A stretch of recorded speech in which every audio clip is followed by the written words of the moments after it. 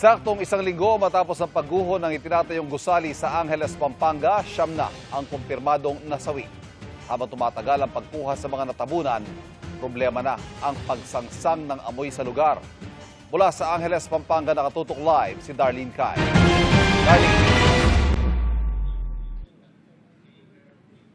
Ivan, dito mismo sa kinatatayuan ko, mga 100 metro mula doon sa mismong guho ay masangsang na nga yung amoy na para bang may nabubulok na patay na hayop. Yan din yung iniinda na ilang araw na raw ng mga residenteng nakausap namin. Pero hindi yan tuloy-tuloy. Depende sa lakas at direksyon ng ihip ng hangin.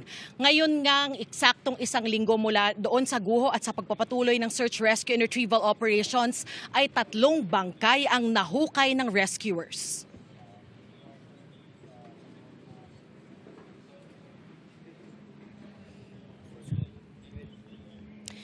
Katawan ng isang lalaki ang natagpuan ng rescuers 7:42 kaninang umaga sa Quadrant 2 ng gumuhong ginagawang gusali sa Barangay Balibago, Angeles, Pampanga.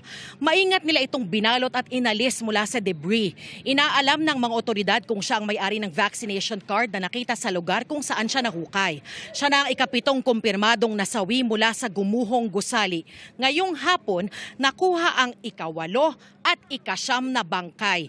Inaalam pa ng Angeles City Health Office ang pagkakakilanlan ng 2 labi sa pamamagitan ng Disaster Victim Identification Protocol. Nasa 11 hinahanap pa rin dito sa guho, pero ayon sa Angeles PIO, habang inaalam pa nila ang identity ng mga natagpuang bangkay ay hindi nila inaalis ang posibilidad na may iba pang nasa guho. Pahirapan at minsay nakapagpapaantala ng operasyon ng panakanakang pag-ulan. May mga nadedetect din daw na paggalaw o movements ng mga pusa at daga sa guho, pero inaalam pa kung may kaugnayan ito sa mga nasawi. Pero ang tiyak, problema na ang masangsang na amoy sa lugar. Kaya nagsasagawa na rin ng disinfection, fogging at misting operation ng Angeles City Sanitation Team sa paligid ng area ng guho para mabawasan ang posibleng banta sa kalusugan sa mga tao dito sa lugar. Narito ang panayam namin sa isa sa mga residente pati na rin sa PIO ng Angeles City. Mabaho. Mabaho. Oo. Anong pakiramdam mo, sir? Malakas ang hangin.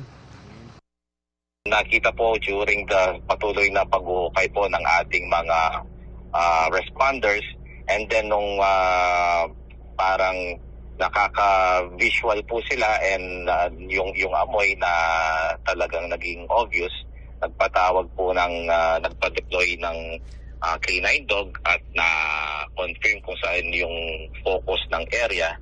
Doon po nagpatuloy yung ating mga responders upang ma-extricate yung katawan nitong biktima.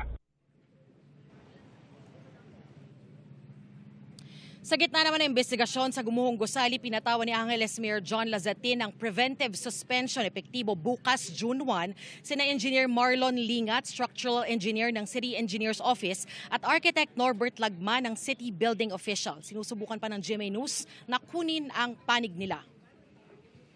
Ivan, sa ngayon ay pabugso-bugso yung mahinang pag-ulan na nararanasan namin dito. Pero dahil hindi naman malakas ay tuloy-tuloy pa rin ang search, rescue and retrieval operations ng mga otoridad ayon na rin sa BFP Region 3. Yan ang latest mula rito sa Angeles, Pampanga. Balik sa iyo, Ivan.